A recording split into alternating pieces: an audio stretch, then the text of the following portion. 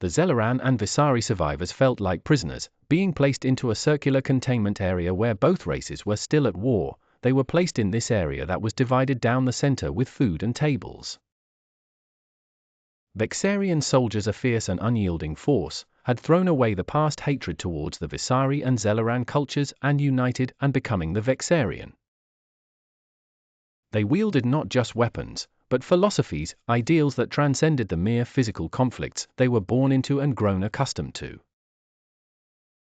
The circular cage was more than a containment area, it was a veritable melting pot, where various factions, once sworn enemies, the Visari and Zelarans, break bread as one. The air was filled with the smell of roasted meats and the sweet aroma of Shiva, a potent brew that invigorated both body and spirit. It was an intoxicating elixir, symbolic of peace between the most unlikely allies. The soldiers, though fatigued from endless battles, had an air of tranquility about them.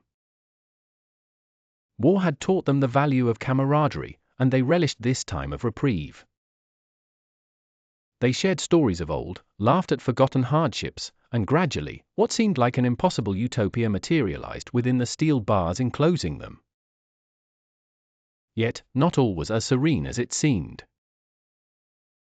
The illusion of peace was tested when one of the prisoners, a man driven by resentment and bitterness, attempted to turn the tide of tranquility by seizing a firearm. Others, motivated by the same fiery resentment, followed suit. Yet the weapons were devoid of ammunition, a safety measure put in place by commanders Chris and Holgar.